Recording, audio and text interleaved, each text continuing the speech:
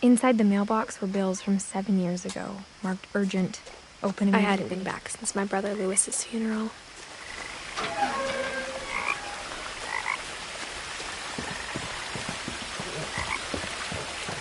In her will, my mother left me a key, but didn't tell me what it unlocked. Maybe she thought I'd know.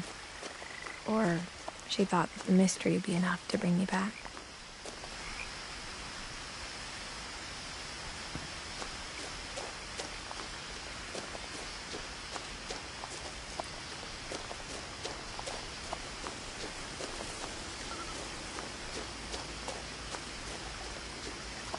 The truth is, even after I inherited the house, I never thought I'd come back to it. But now I had questions about my family that only the house knew the answers to. The woods around the house have always been uncomfortably silent, as if they're about to say something but never do.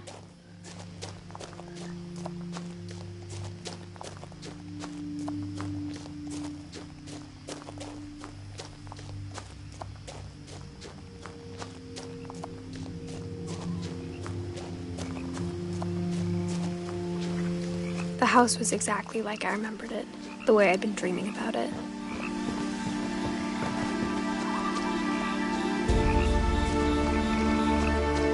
As a child, the house made me uncomfortable in a way I couldn't put into words. Now, as a 17-year-old, I knew exactly what those words were. I was afraid of the house.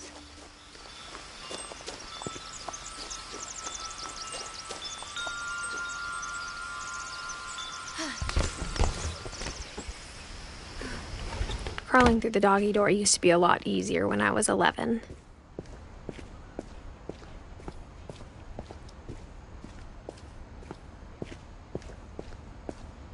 For the first time in years, I felt like I was home. But instead of a family, there were just memories of one.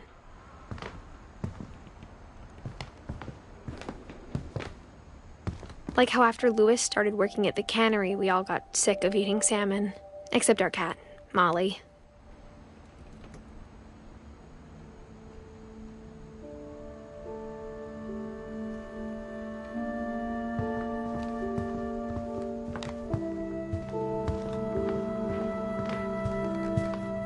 The table was still a wreck from the night we left. Nothing in the house looked abnormal.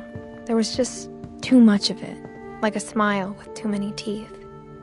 Mom always told me to stay out of the basement, so I wasn't too surprised when the key didn't fit.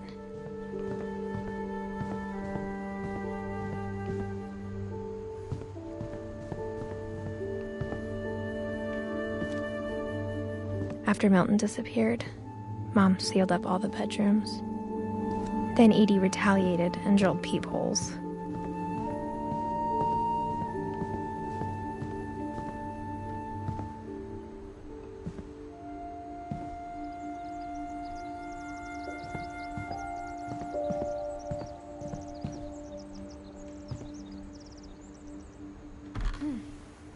Barbara was a child star for 2 years, until America grew out of it.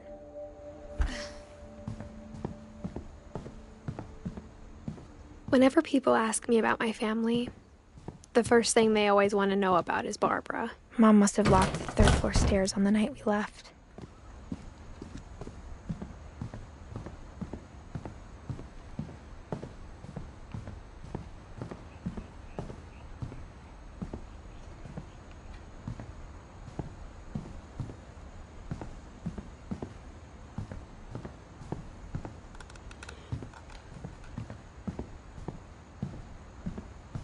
I spent a lot of time playing in Great Uncle Walter's room. Lewis told me there were secret passages, but I never believed him.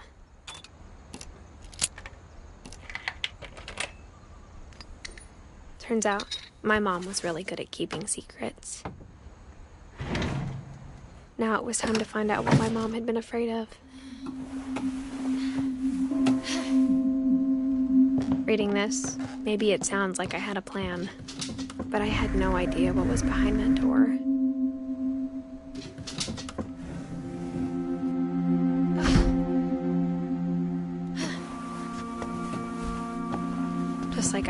idea where all this was gonna lead.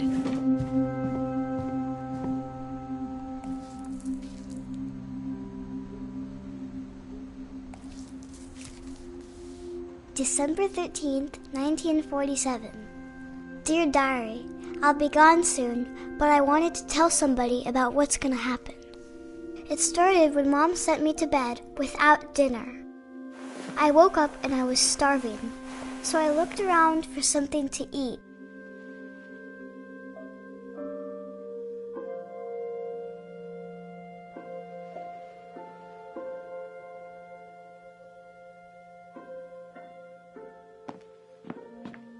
The gerbil food was dry, but I didn't mind it.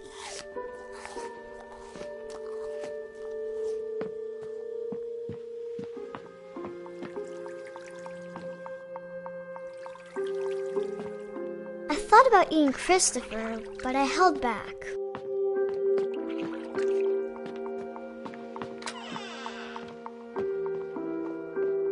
I ate a lot of things that night.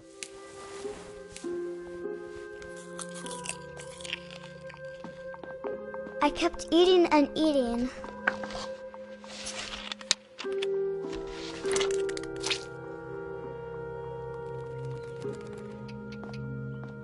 Then I heard chirping outside my window.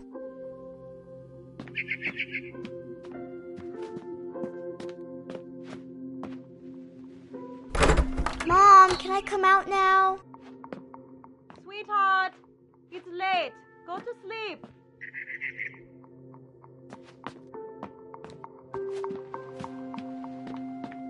It was a barn swallow going back to her nest. I reached out for her.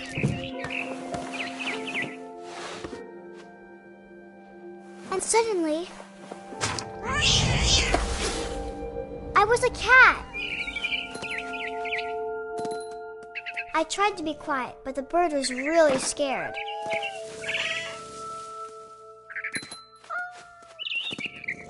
Mom and Dad didn't even look at me.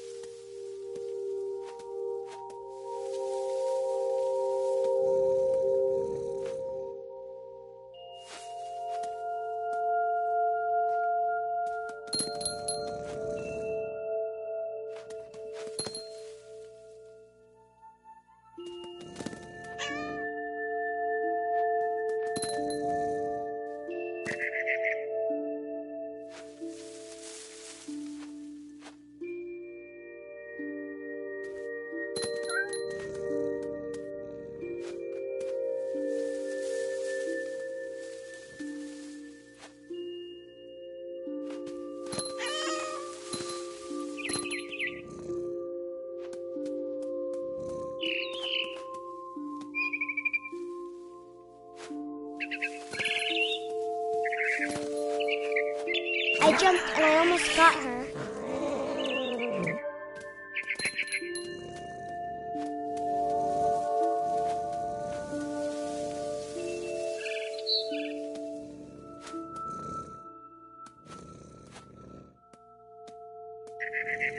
I could tell she was getting really tired.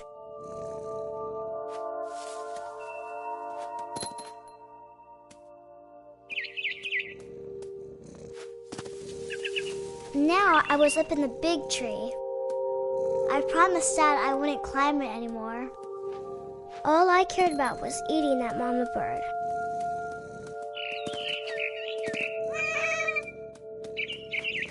I gobbled her up. And suddenly, I was an owl. First, all I heard was the wind. Then I heard little teeth nibbling in the grass.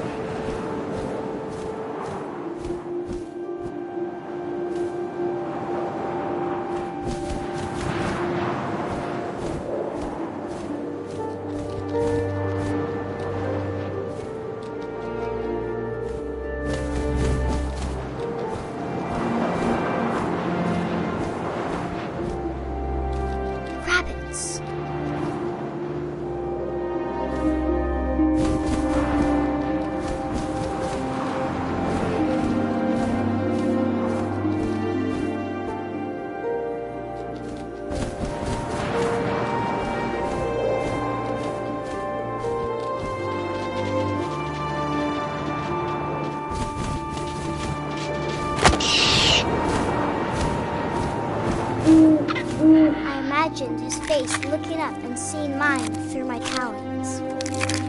I swallowed him up, and I didn't chew one bit. Then I flew off to find something bigger.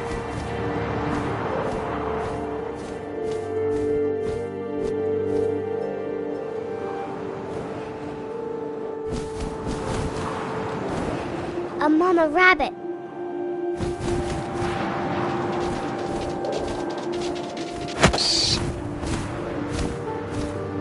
She was almost too big to carry.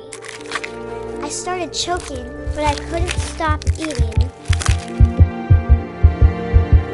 But suddenly, I was a shark.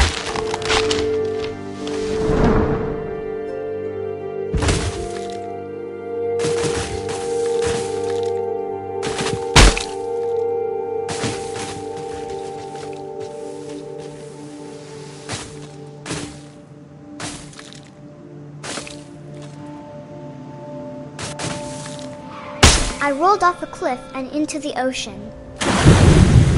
Now, I was hungrier than ever.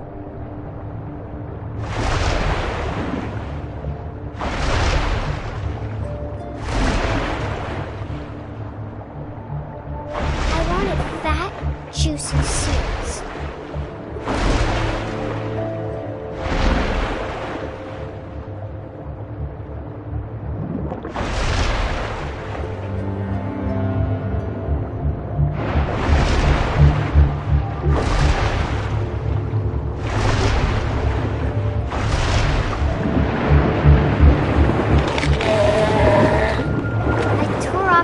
And it tasted really good.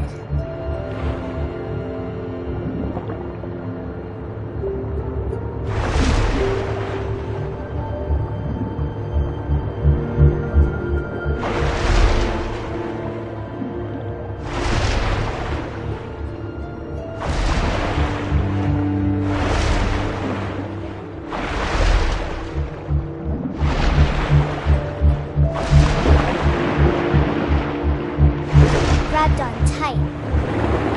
When I was so hungry, I jumped out of the water. When I opened my eyes, everything had changed.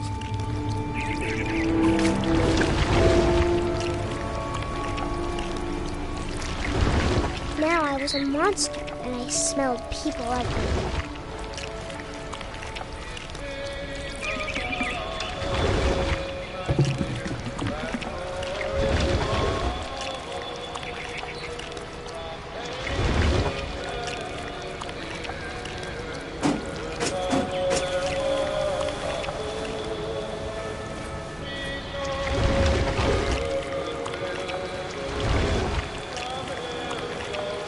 I was big, but I moved real quiet.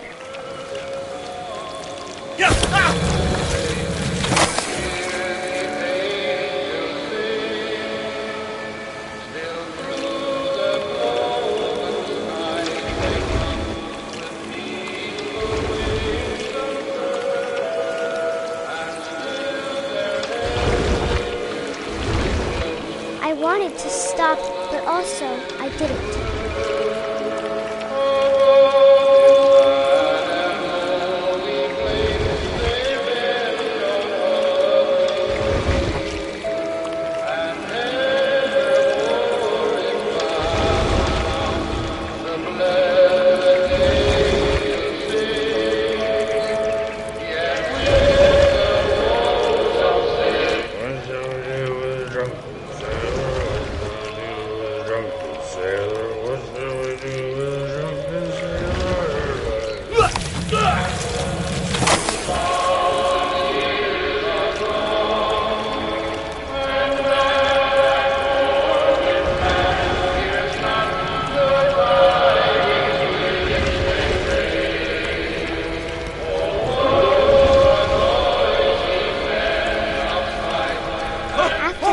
Passenger, I was still hungry, and to cross the water I smelled something new, something I had to have, so I swam towards it. I slithered onto the sand, and the good smell went into an old pipe.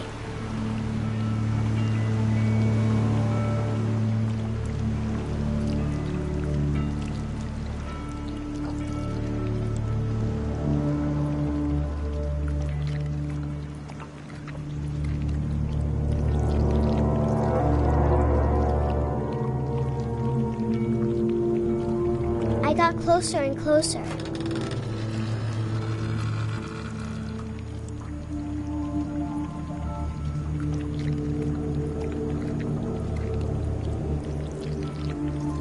All of my stomach started growling.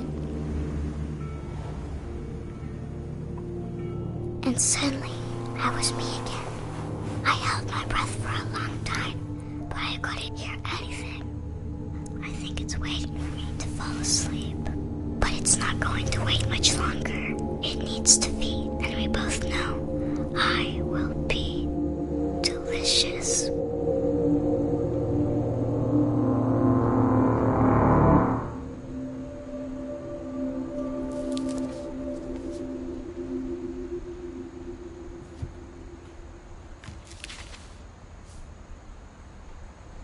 I'm not sure if I believed all of that, but I'm sure Edie would have.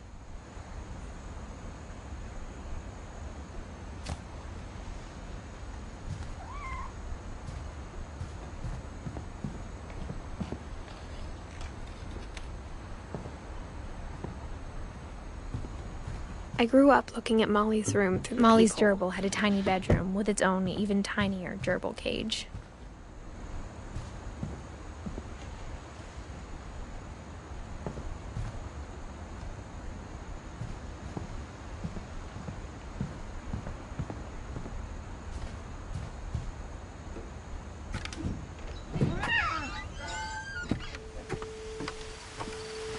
This will be obvious later, but my mom never told me any of these stories. Edie would have, but Mom didn't like bringing up the past. Though, when we adopted a stray kitten, she was the one who named it Molly.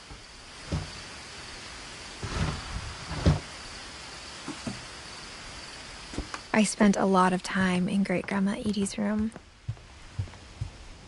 Even in her 90s. Sometimes Edie seemed a lot younger than my mother. The only trace Grandpa Sam's first wife, Kay, left on the house was the pink bathroom.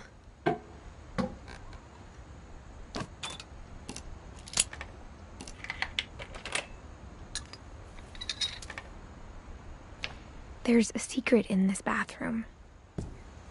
It's in the last place you would look. It isn't in the cupboard. It's hidden in this book.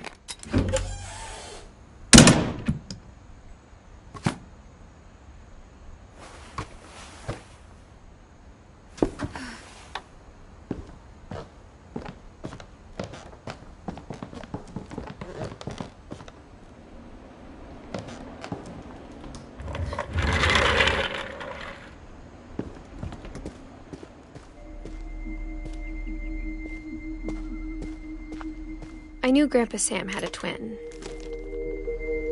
and that he never talked about him.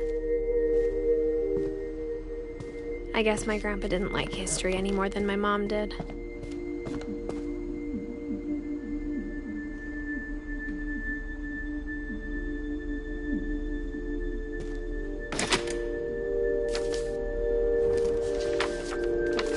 How I Want to Remember My Brother by Sam Finch. The thing I remember is that when he made up his mind, that was it. My brother said he'd die before he ate another mushroom, and he did. At Barbara's funeral, we swore we'd never be afraid again, and he wasn't. I think Calvin always wanted to fly.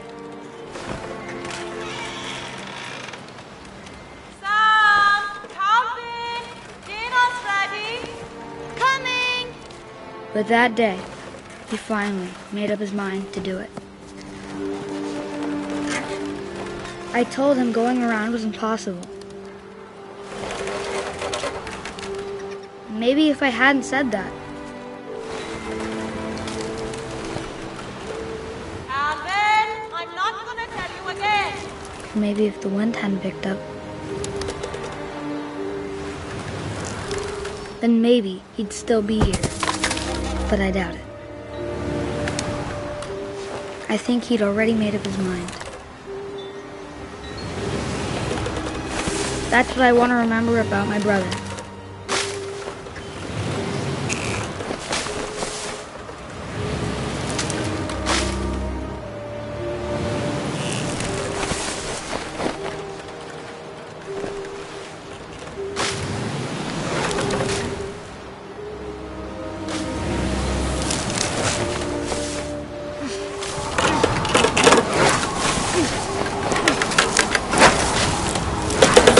day he made up his mind to fly. And he did.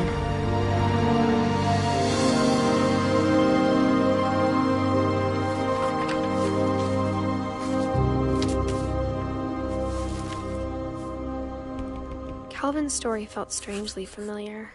When I was younger, I remember trying to do the exact same thing.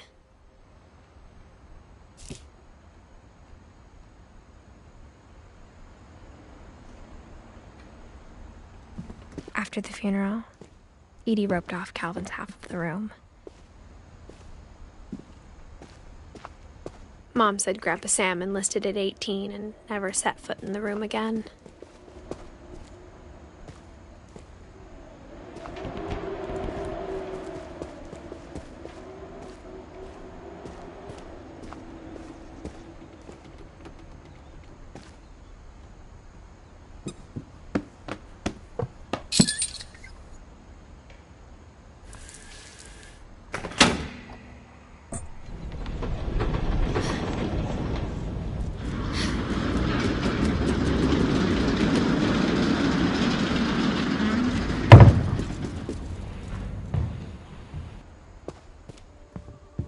The passages were a pretty tight fit. They'd obviously been built for smaller hands and bellies.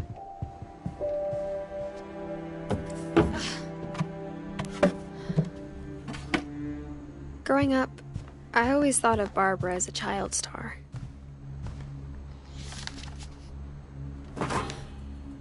Of all the stories people wrote about Barbara's death, I'm surprised Edie saved this one.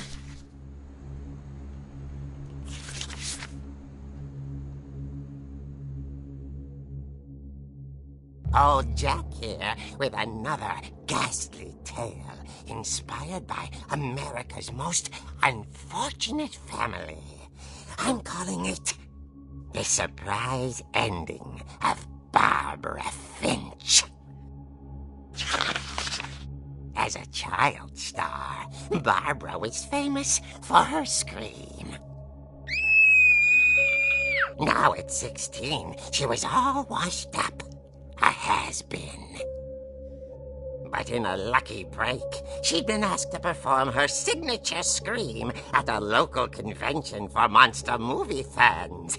It was just the boost her career needed. Unfortunately, her scream hadn't aged well. Getting better. I think you just need the right motivation.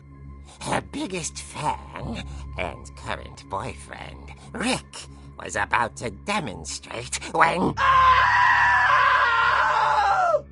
Now that was a great scream. It was Barbara's father, Sven. He'd slipped into a table saw and had to be rushed to the emergency room. So Barbara got stuck babysitting her youngest brother, Walter. Her convention comeback was cancelled.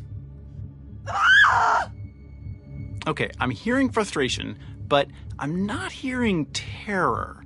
What if I tried... A gang of hoodlums in Halloween masks have been terrorizing Orcas Island tonight. Police are urging residents to... That came from the basement.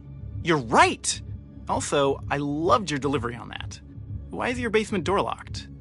Because my dad likes making puzzles and secret passages. There's a key hidden in the music box. The secret is to keep winding and winding until finally the key pops out. Thanks, babe. I'll be back in a sec. 20 minutes later, Rick hadn't returned. So Barbara went to look for him, right on cue. She reached for the music box. And as she wound the key, she listened for Rick, but the house was silent.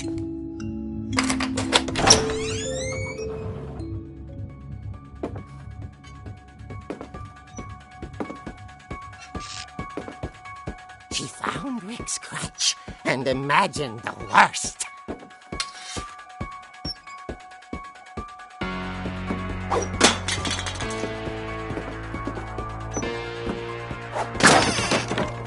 Leader is the infamous Hookman killer, Dr. Carl Hamill, who impaled and then ate his family 10 years ago tonight.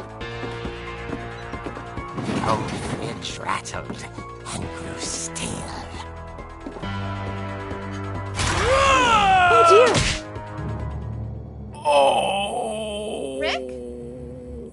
Barb, relax. I was just trying to scare you to help you find your scream. Well, I'm not scared, Rick. I'm furious. Then act furious. All I'm getting from you now is that you're hurt and confused and you're... She threw him out, but she kept a little something to remember him by. Barb, have you seen my other crutch? And she was still holding it when she fell asleep watching the late picture show. Hours later... Barbara! Walter, what's going on up there? Ah! Okay, I'm coming up, but if this is a trick, you're dead, Walter.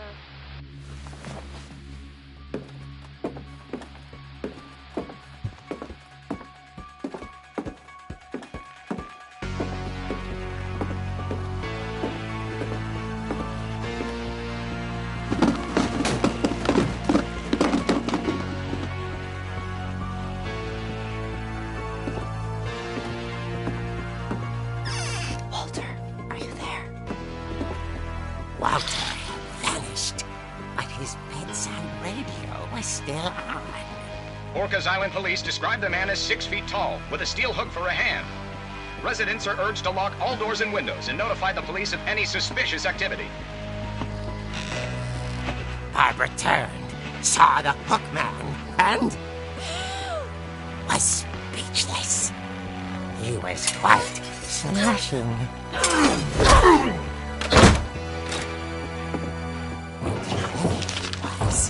He couldn't get enough of Barbara. Okay, Barbara, there's gotta be another way out of here.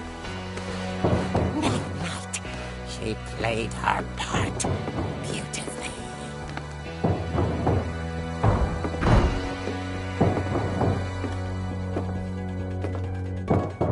Molly's door hadn't been opened in years.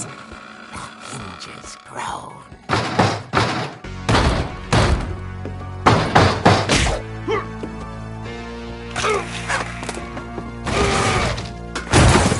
Wasn't moving, but she sensed the story might not be over yet.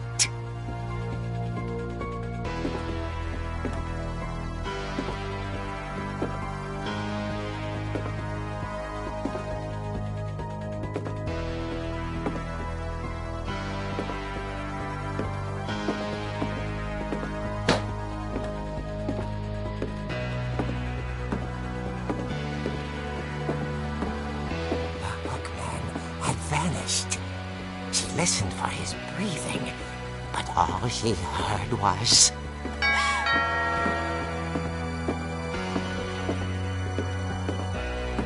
At the door, she heard whispering. It was coming from inside the house.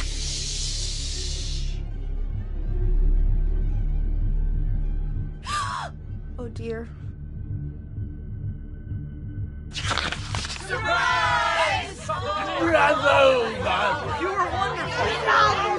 monsters had come to surprise her. For Barbara, it was a dream come true. Then she saw what kind of monsters they were, and she realized what was about to happen. She was going to be famous. And with her final breath, Barbara Finch gave the performance of her life.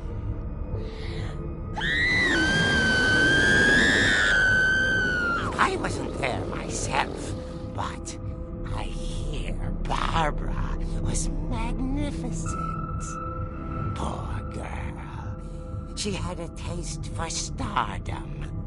But unfortunately, so did her fans. Of course, the police blamed it all on poor Rick, who disappeared the same night. And little Walter? Hiding under his bed the whole time. He took it all pretty hard, but that's another story.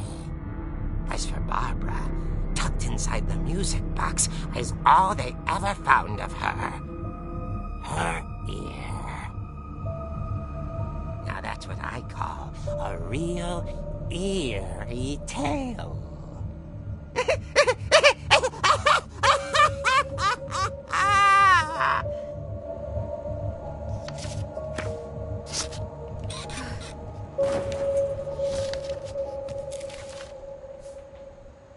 Edie told me all Barbara wanted was to be remembered, as absurd as that comic was.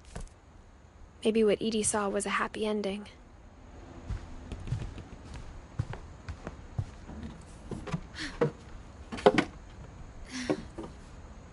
I guess now I know why Mom didn't like me playing with the music box.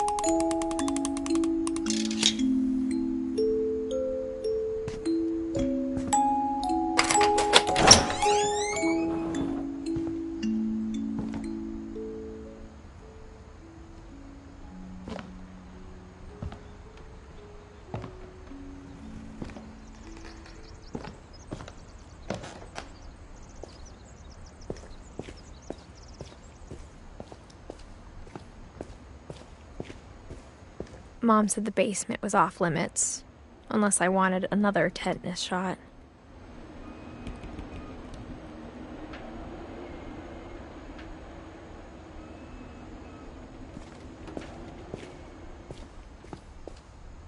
I saw Edie sneak down to the basement once, carrying packages. I thought maybe she was hiding presents.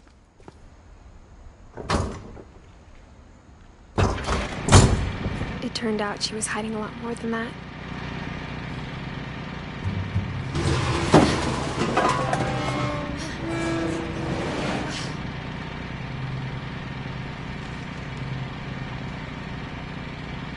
I remember asking Mom once about where Walter had gone. She said after Barbara died, he got as far away as he could. If there's a pattern in all these stories, I think it's that none of us has gotten very far. Goodbye, everyone. I can't believe I've been down here for 30 years.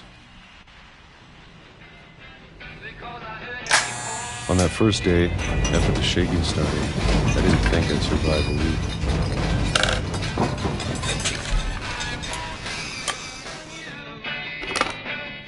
But after a few days, I settled into a routine.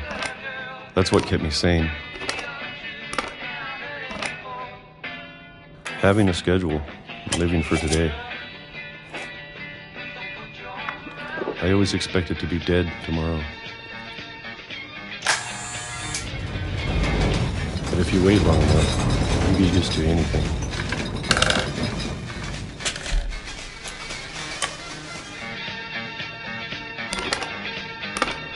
Even a monster on the other side of the door starts to feel normal. Almost friendly.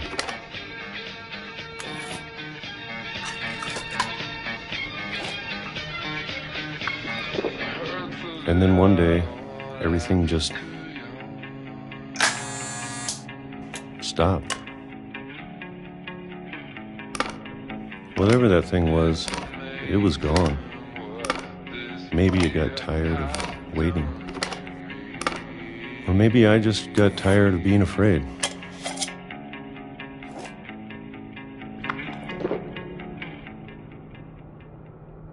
It's been a week now, the longest in 30 years. I'm done waiting. I have to leave while I still can.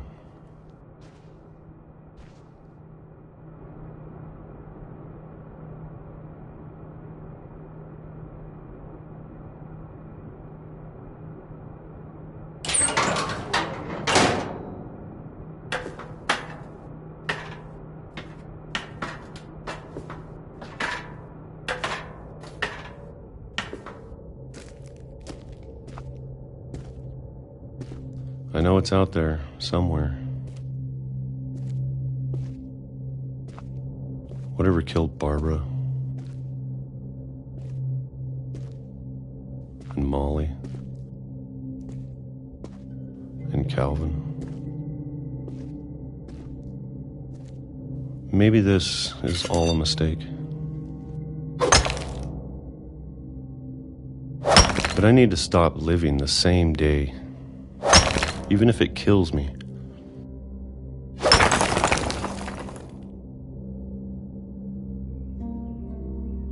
Whatever's out there, I want you to know I'm ready for it. I'm going to appreciate all of it, especially the food. I don't mind if I only have a year left. Or a month. Or a single week. I'd be happy with one new day. I can already imagine the sun on my face.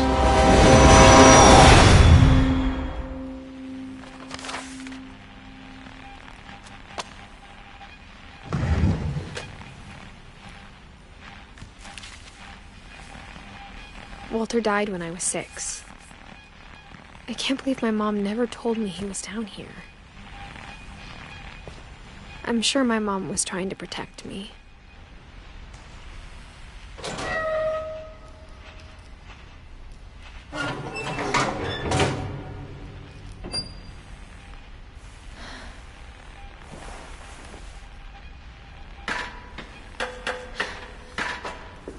Maybe she was afraid I'd end up like Walter. But if she never told me about an uncle under the house, I can only imagine what else she was hiding. I don't want to make the same mistakes she made. Trying to bury something that's still alive. Now that there's only one of us left, or maybe 2,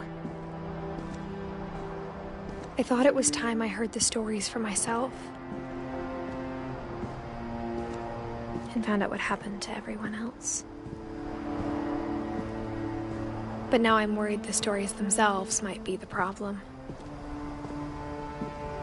Maybe we believed so much in a family curse, we made it real.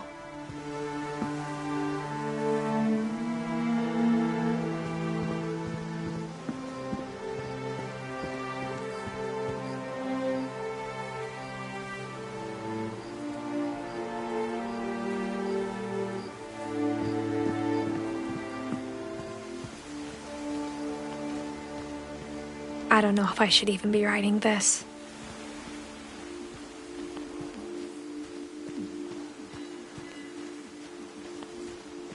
Maybe it'd be better if all this just died with me.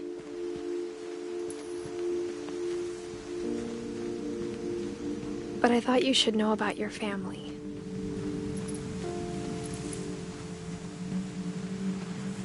And the history you're a part of.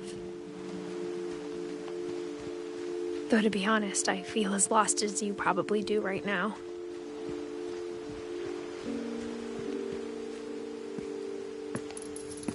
I think the people in these stories believed them, for what that's worth.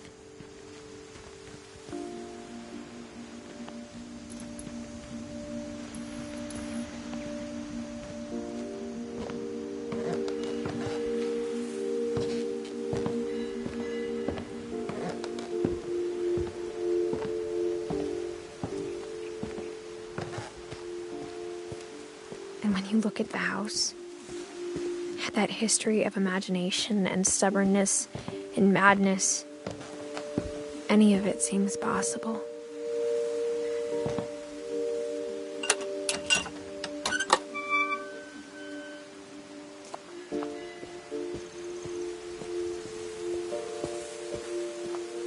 I think we've been surrounded by death for so long, we've just gotten used to it.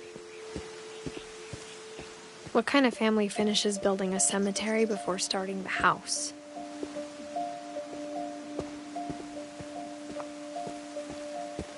It's embarrassing for me to admit this, but the pet cemetery made me more uncomfortable than the human one. 3 of the gerbils were mine, and 2 had been my fault. Sven built the house, but it was Edie who designed the cemetery. I'm sure Odin's monument had been Edie's idea. My mom was always trying to move on, but for Edie, the past never went away.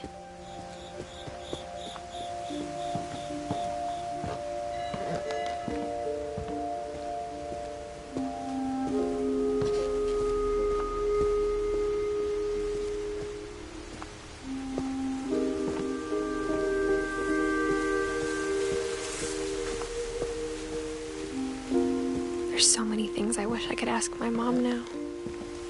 Part of me thinks this is what she wanted all along. For me to come back someday and find everything out for myself.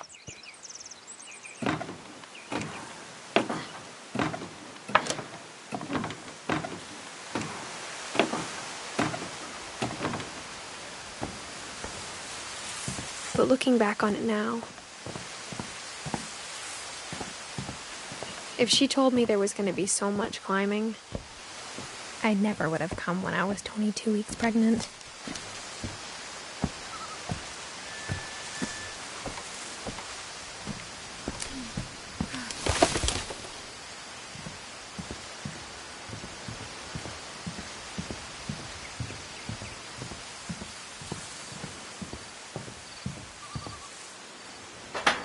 I never met Grandpa Sam, but I think he and my mom had a lot in common.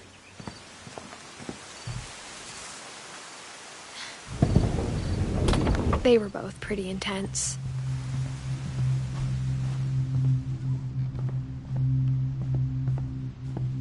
Instead of hiding from death, Sam seemed to go out of his way to meet it.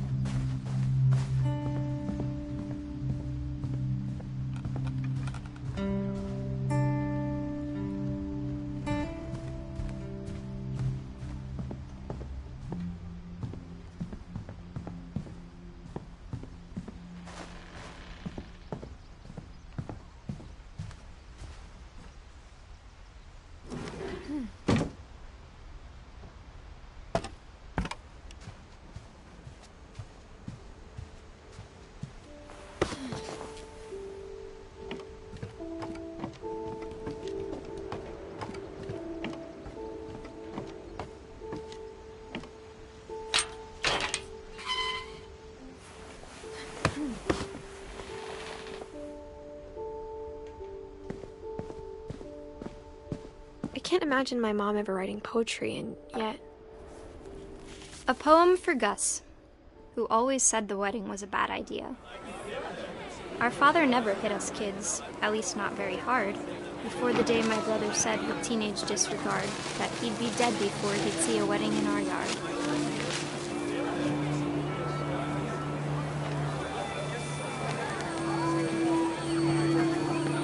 My father made him come, of course, but Gus stood far apart, just flew his kite and bottled up the storm inside his heart. I tried to talk him out of it, but though he'd never met her, "We don't need a stepmom," were the words that I now remember. pronounce you husband and wife. You may kiss the bride.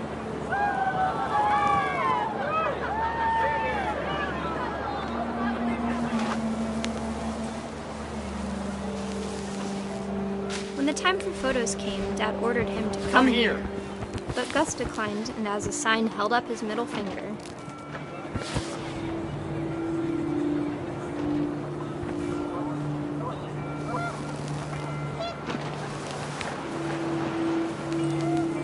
wind picked up, and panicked geese appeared and quickly went.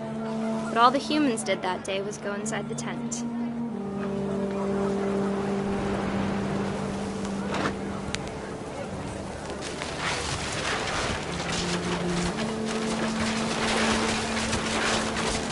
The rain came down in buckets then, but no one seemed afraid that nature might destroy the tent our dad had crudely made.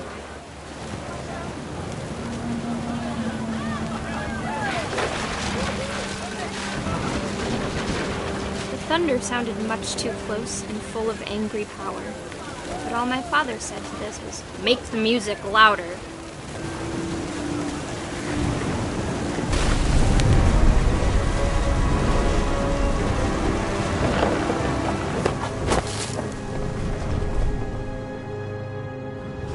I wish that I could truly say I thought about you on that day.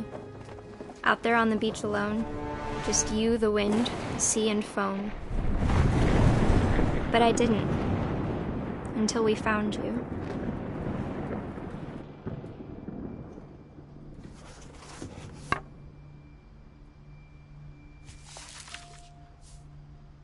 She never talked about him, but Mom told me once if I was a boy, they were going to name me Gus.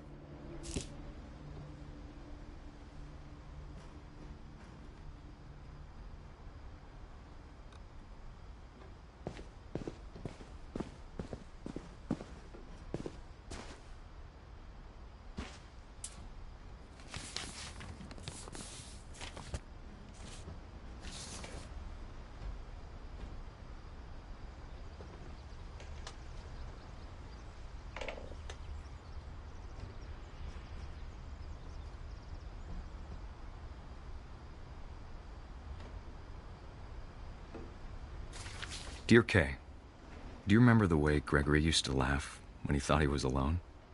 Like something funny was happening, but only he could see it.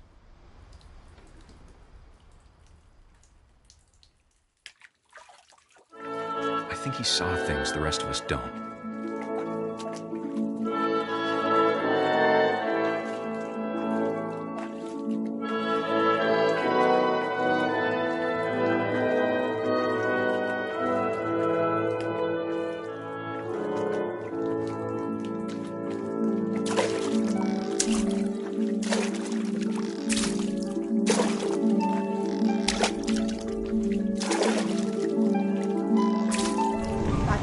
Gregory, it's time to...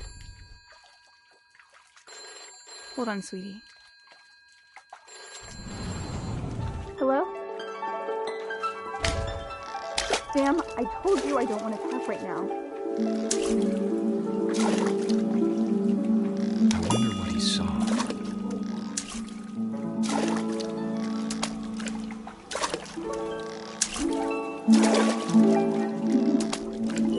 What his world was like.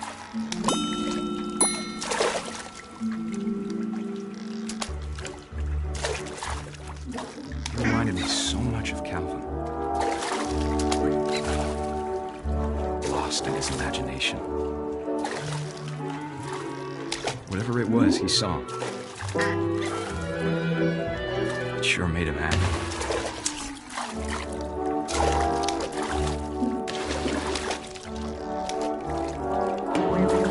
I know how silly it sounds.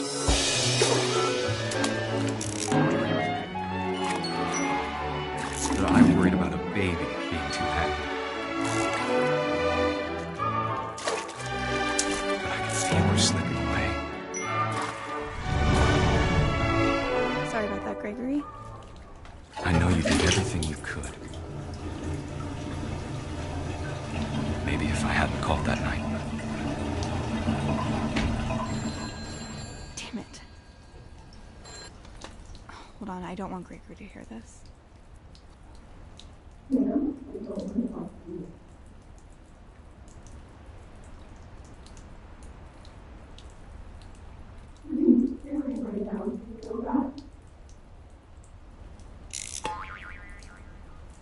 I wish he could have told us about the world he saw.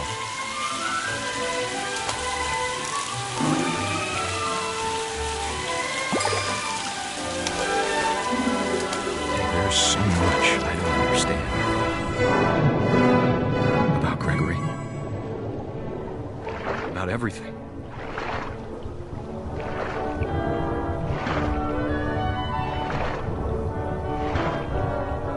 But I know what happened wasn't your fault.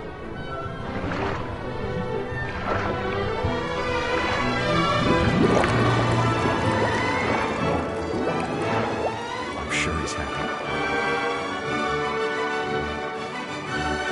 And he'd want you to be happy too. Good luck, Kay. Love, Sam.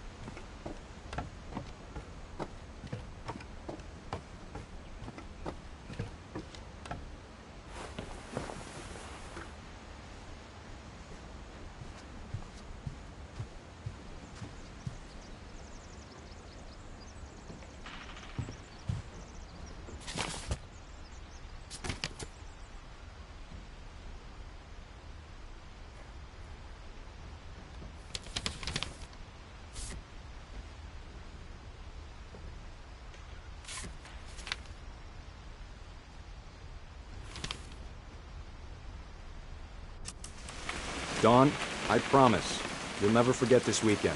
Yes, sir. These memories are gonna last a lifetime. Hmm?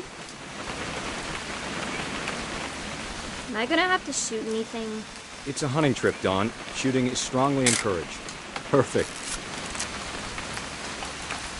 It's gonna rain the whole weekend, isn't it?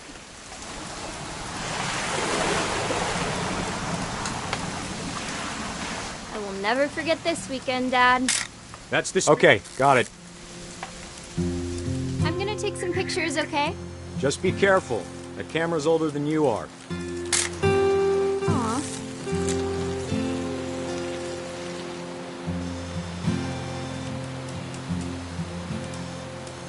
You're right, Dad. It's starting to clear up. Still freezing, though.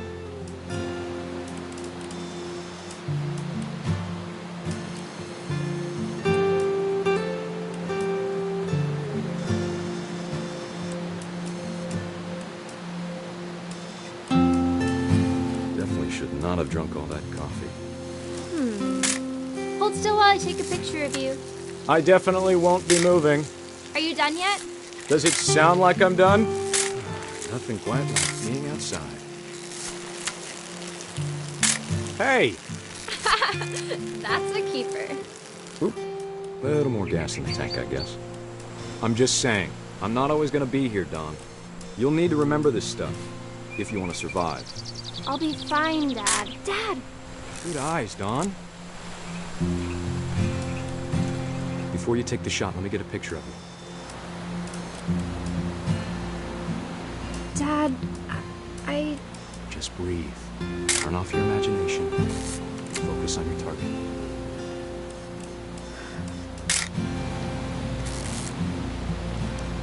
Let me get behind you. Do I have to do this? Dawn, you don't have to do anything. But if you want to survive, you'll need to be strong. Great shot, Dawn!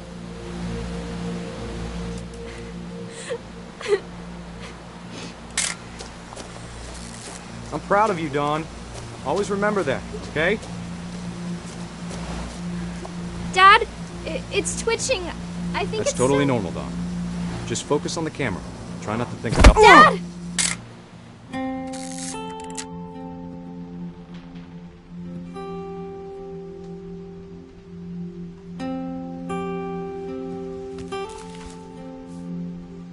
Of all these stories, that's the one I wish most that my mom had told me.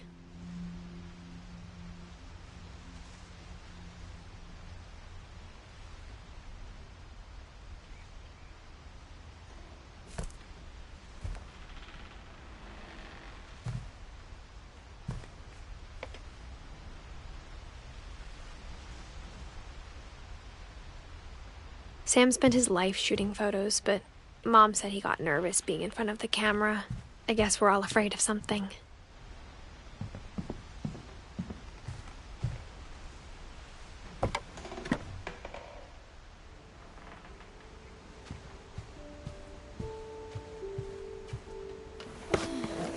After Sam died, my mom and Edie got really close. They'd both lost a lot.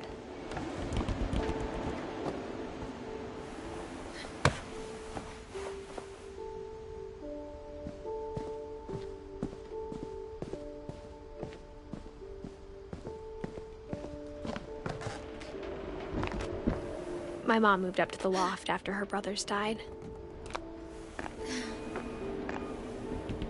At the time, it was as far away as she could get.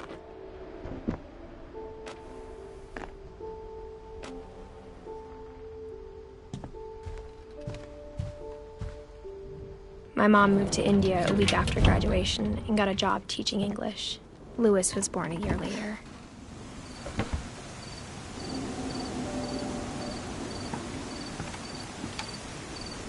When my dad died, I don't think Mom knew where else to go. I'm sure Edie was happy to have her back. The house had to get a little bigger, but Edie was used to that. And for a while, things were good. Almost normal, but it didn't last. The beginning of the end was Milton's 10th birthday, when Edie gave him a castle.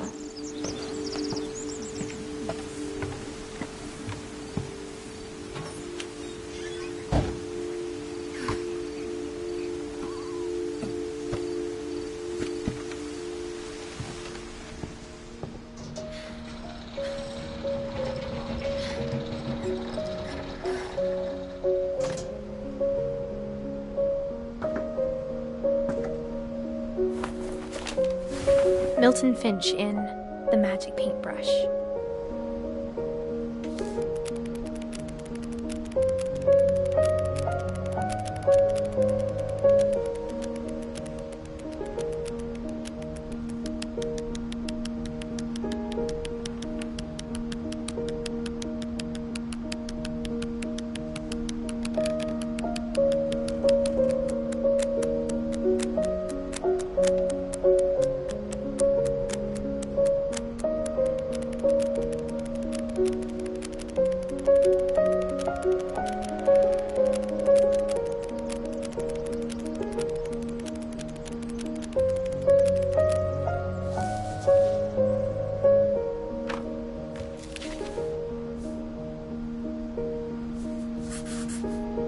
I was 4 when Milton disappeared.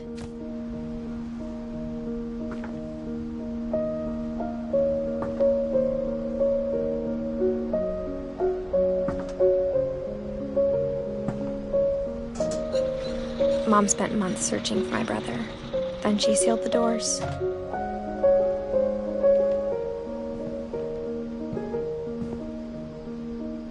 Whatever Milton had found in the house, Mom didn't want it getting out.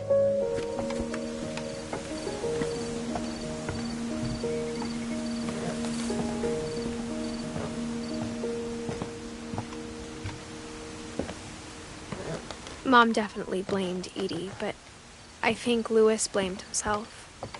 After he graduated, he just spent more and more time in his room, until Mom got him a job at the cannery.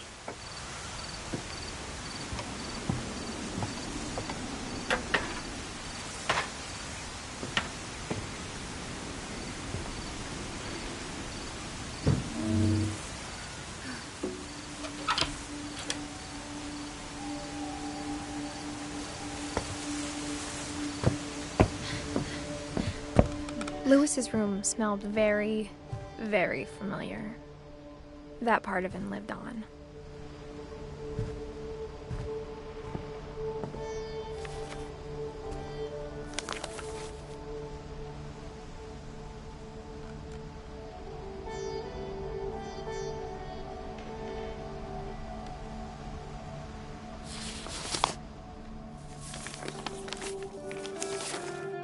Dear Mrs. Finch, as Louis's psychiatrist, I can understand your desire for an explanation.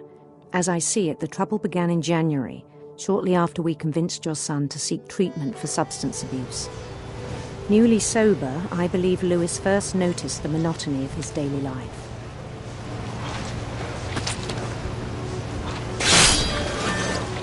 He kept working at the cannery, but he withdrew part of himself. In our sessions, I saw the same behavior. His mind began to wander. I asked him to describe it. He said he started small, imagining a labyrinth. He'd feel his way about. Then something moved. Bats and toads.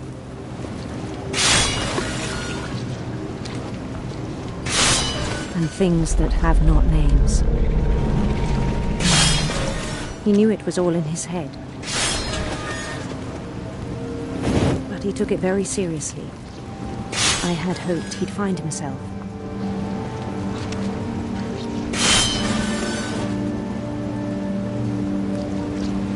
But he found something more.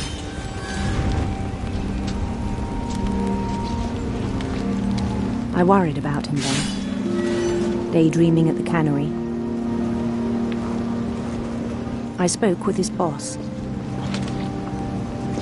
But he said Lewis had become a model employee. Methodical, tireless, focused. Like a whole new Lewis. So I let him go on.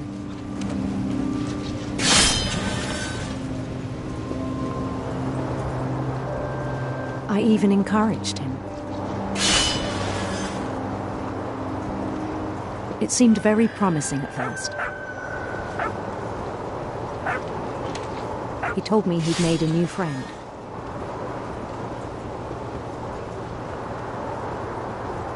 On the edge of a city he named Lewis Poker. He built the city up slowly, brick by brick. Then he made musicians.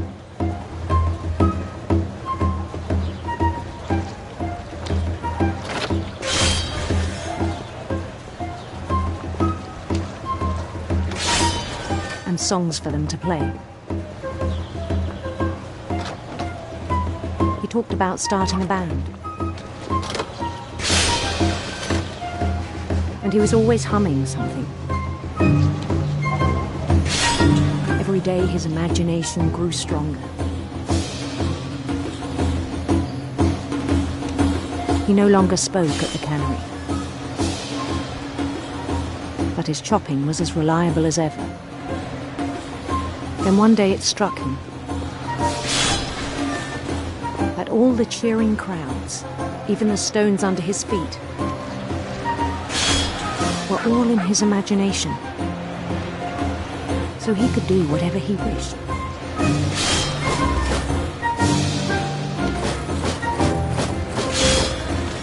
He held an election for mayor. And he won. They begged him to stay, but his mind was already wandering. It became a game for him.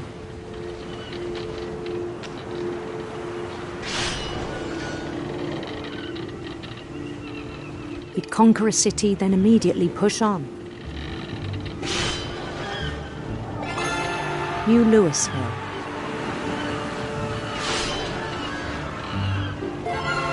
St. Louis. He started drifting away from our reality.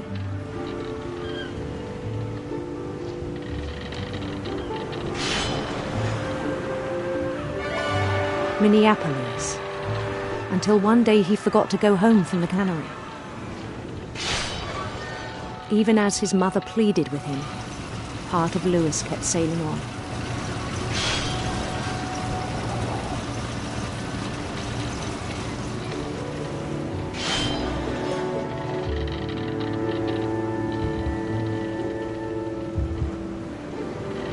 In Lewisburg, he heard rumors of a handsome queen.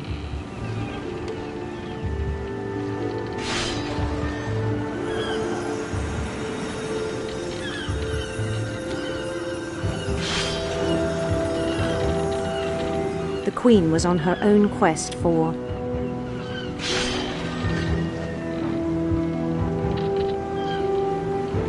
radiant rainbows.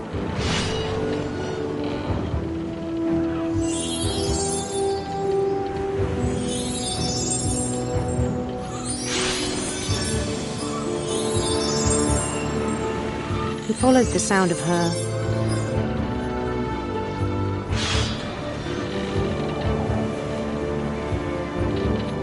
silver harp.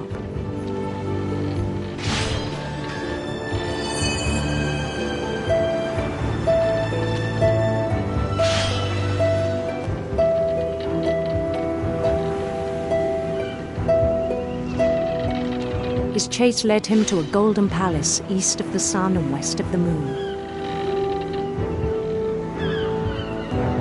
Even then, his logic remained sound.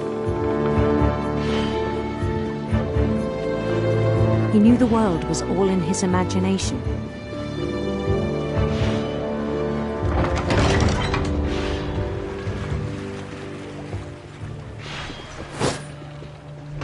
But he was so proud of having created it. In his own eyes, he'd become something greater than a king.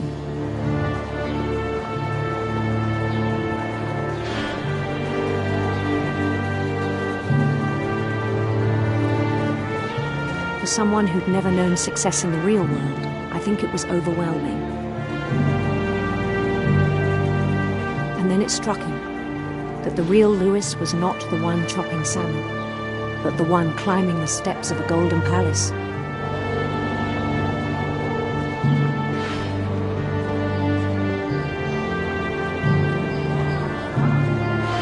My imagination is as real as my body, he told me.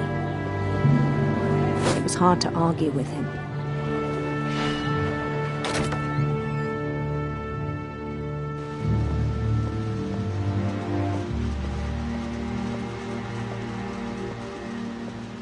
He began to forget the world we know.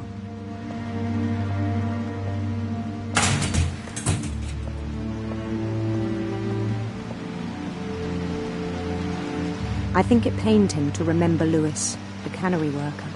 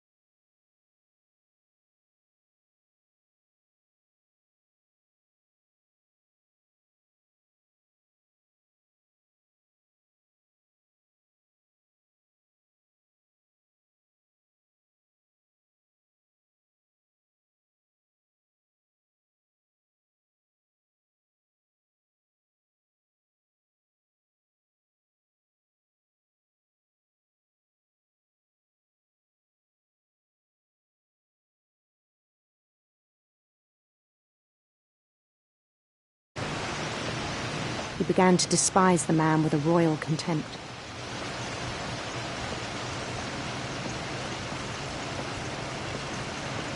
I still thought I could save him.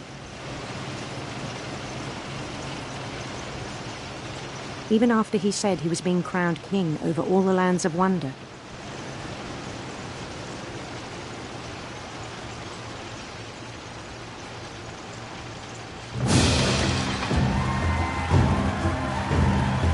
The palace would be packed with his companions.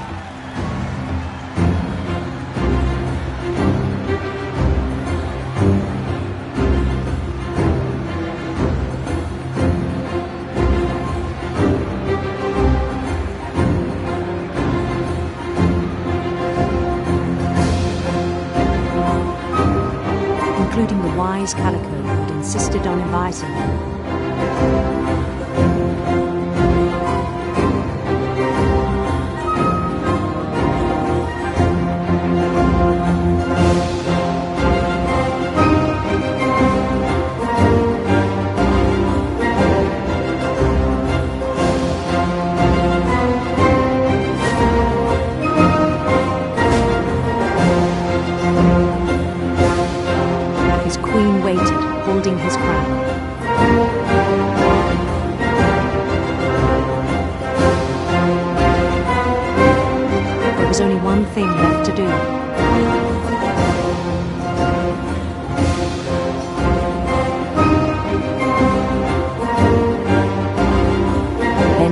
his head.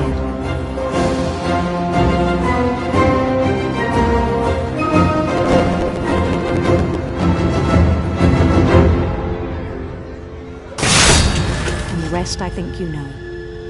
Mrs. Finch, your son was a kind man who will be missed by all of us who knew him.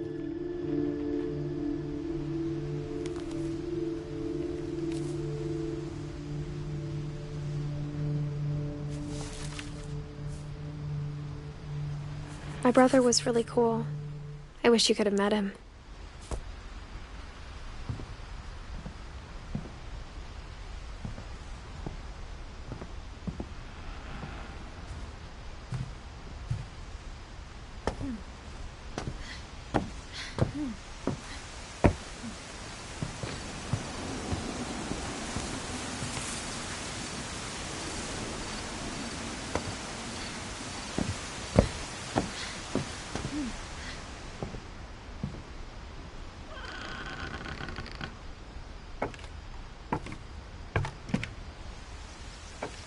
On the way back from Lewis's funeral, my mom told me to start packing. She waited until the day before we left to tell Edie. I'm not sure if she wanted to make it easier or harder.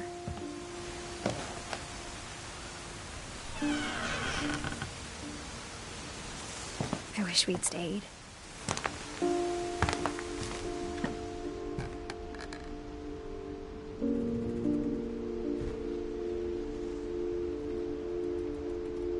But I understand why we left. What happened that night had been coming for a long time. Maybe it should have come sooner.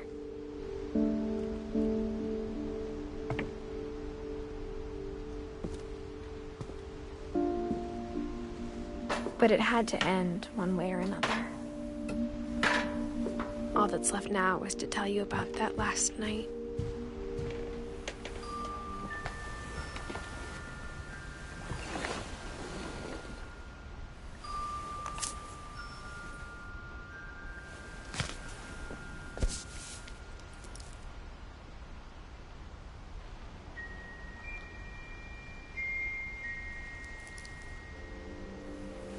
That whole last day, Edie just watched us pack and didn't say a word.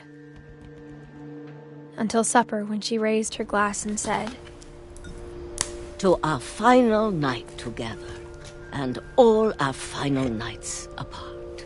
Grandma, you know what I said about alcohol. Some of your medications are very Edith, specific. I left a present for you in the hallway. Why don't you go open it? The grown-ups have to argue now. I'm sorry, you're right. We're all leaving tomorrow. Let's just enjoy our last... I'm not leaving. Edith, you're excused.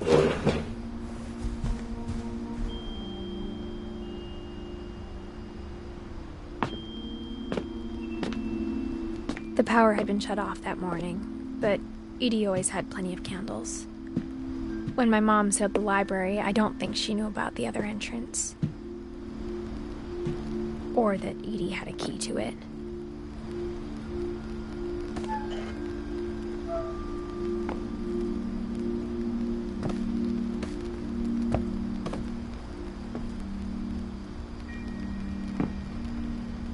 That thing you're afraid of isn't going to end when you leave the house.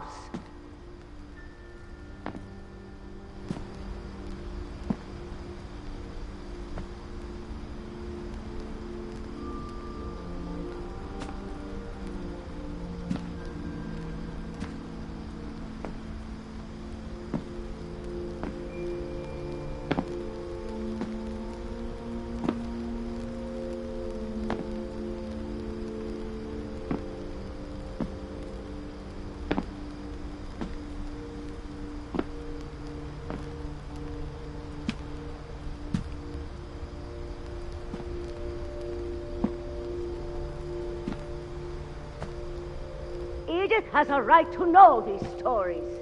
My children are dead because of your stories. I think it's best if Edith and I leave tonight. We'll have the nursing home send a van for you in the morning, okay?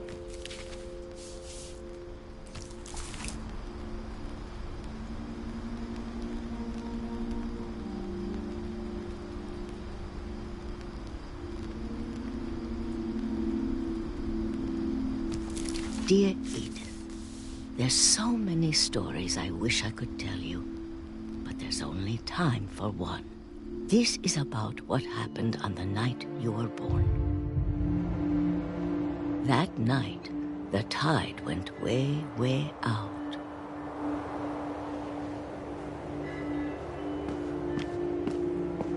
It was the first and last time I ever saw the old house aground.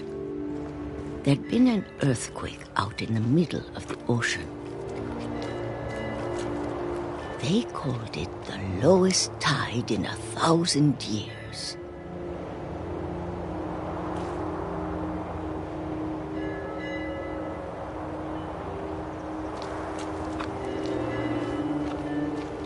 God, it smelled awful. You know, I've seen that house every day of my life.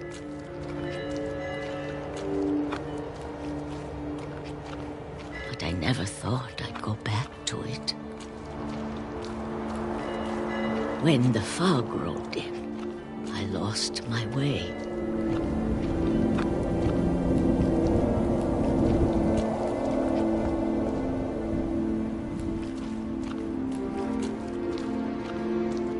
I got turned around.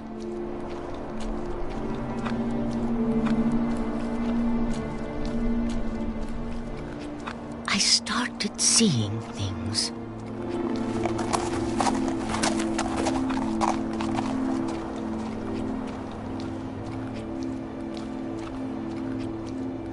Things I'd forgotten had ever existed.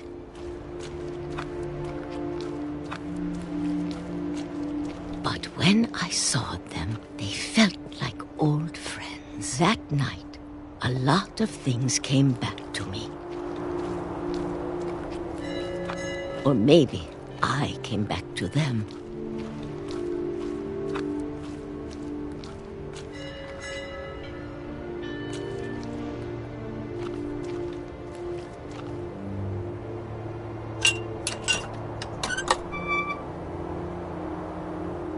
Things I can't explain, but that I need you to try and... Edith, what are you doing in here?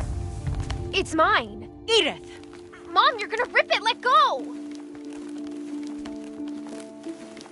I kicked and screamed, but Mom dragged me to the car. I never saw Great-Grandma Edie again. The next morning, the van came to pick her up, but she was already gone. After that, we moved around a lot.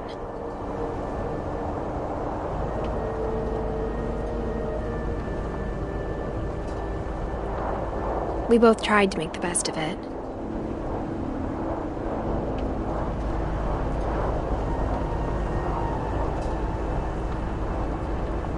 A few years went by.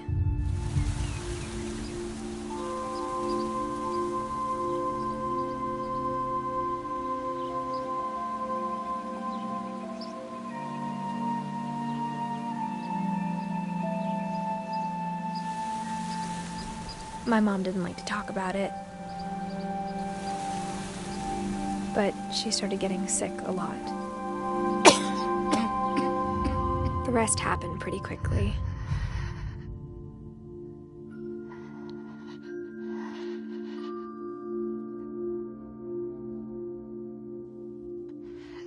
She got better for a while,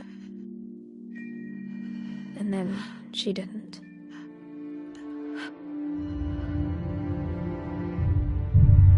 And then I was alone.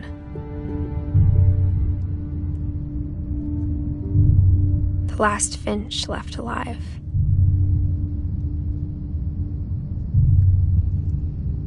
Until I found out about you. I'm still not sure what to tell you about all this. If we lived forever, maybe we'd have time to understand things. But as it is, I think the best we can do is try to open our eyes. And appreciate how strange and brief all of this is.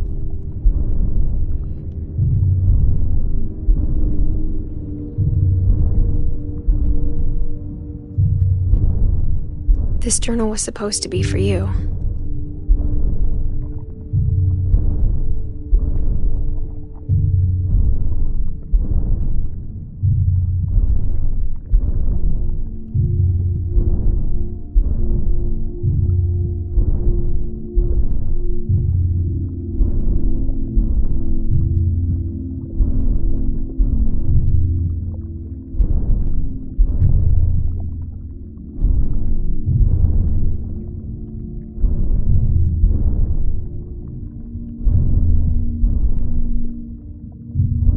But now I hope you'll never see it.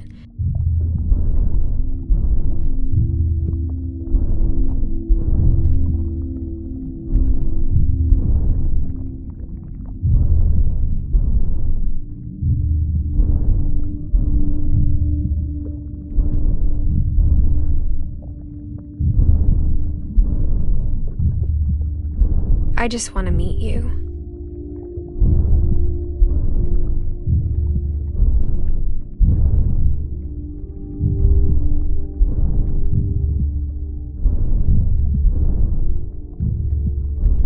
And tell you all these stories myself.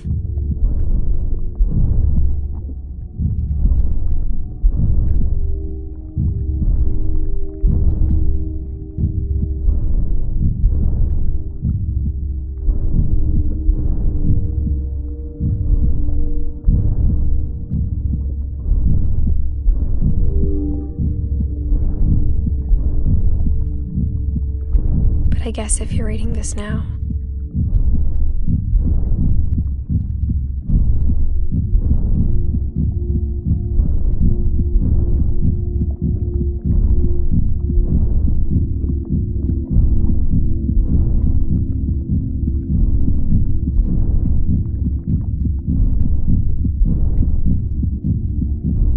things didn't work out that way.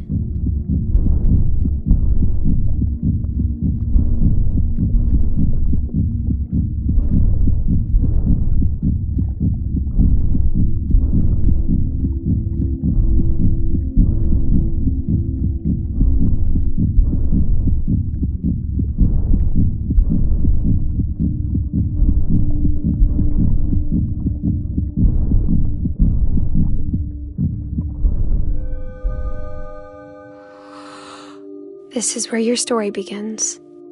I'm sorry I won't be there to see it. It's a lot to ask, but I don't want you to be sad that I'm gone. I want you to be amazed that any of us ever had a chance to be here at all. Good luck.